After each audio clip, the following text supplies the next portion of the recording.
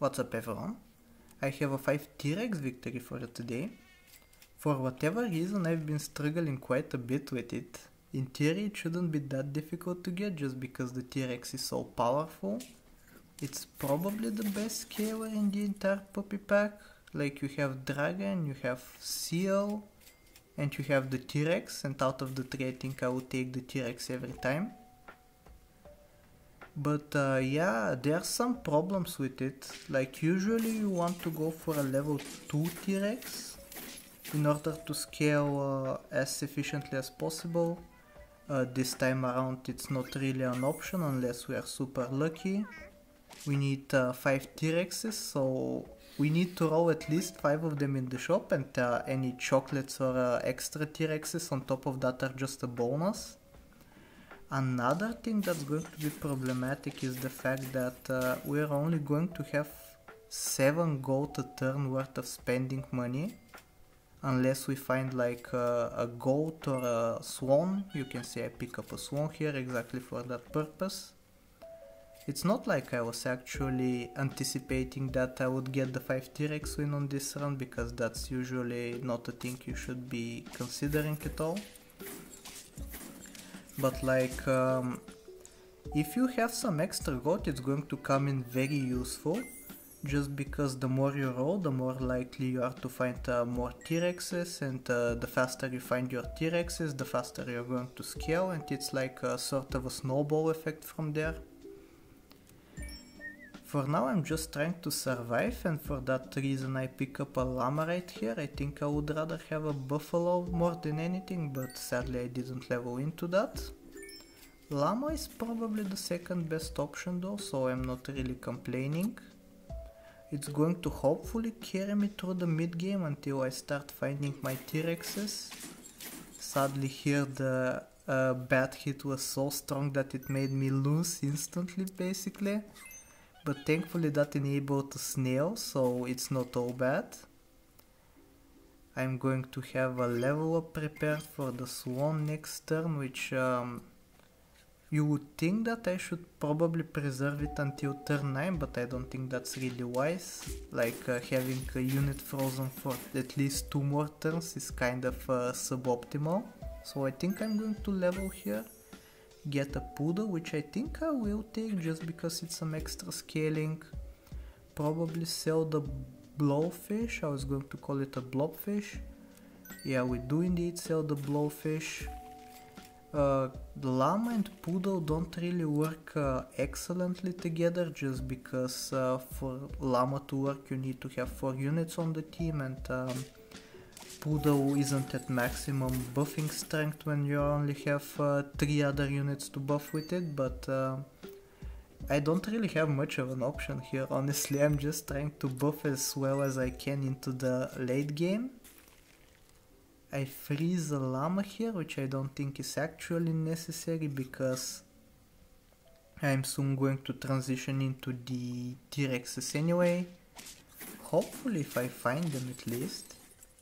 Kind of an unfortunate loss there. They had melon and I didn't. That's basically the reason why I lost.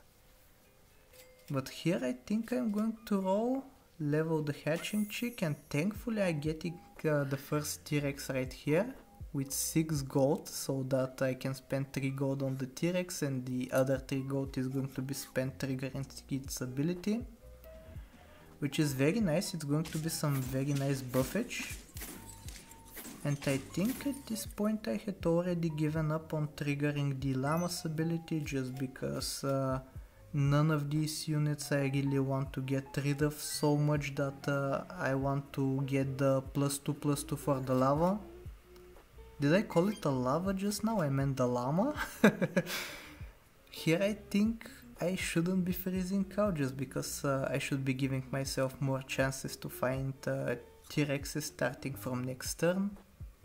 Indeed I don't, and I think for this point in the game my team is very strong. You can see the fact that the bat didn't hit the llama, removing its garlic, applying weakness, basically means that I'm going to be victorious. The second T-Rex comes into the game, and I think I'm going to put on some equipment.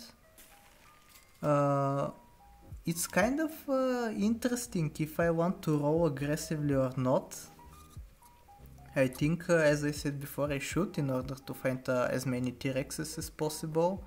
And also, if I get to roll some more chocolates to level up the level 1.5 T-Rex, it's going to be perfect.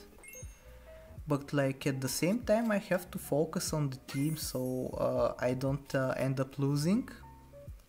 Here I'm thinking about what to freeze. I think maybe both of the melon and the chocolate were the right call. Kind of a silly misplay here on my part. It's kind of embarrassing, honestly. I didn't count my gold correctly, so that means I left 2 gold at the end of the turn, which means that I both wasted 2 gold and wasted the T-Rex triggers. But in my defense, the game didn't really warn me that I would be wasting gold, so I'm not entirely at fault, I hope. Whatever the case, this turn I'm correcting my mistake, picking up a third T-Rex. Sadly, this Tiger Octopus combo is a bit too powerful for me, but that's not really an issue, it gives me an extra turn to scale up. Hopefully I find some more T-Rexes.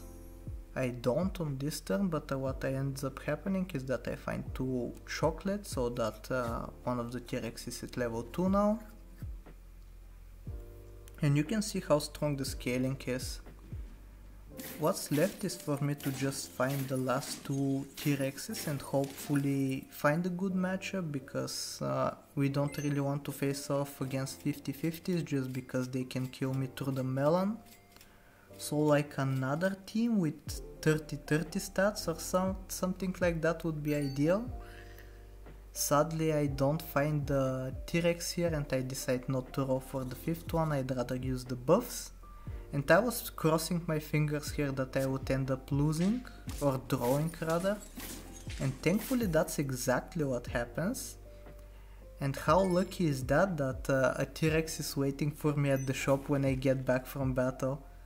So yeah, this is going to be the final team, kind of a quick run, just because it's puppy pack, there's not much shop scaling, at least not in this run. So yeah, this is going to be it. If you enjoyed the content, like, sub, do all the generic stuff, leave a nice comment, and I'll talk to you next time. Take care.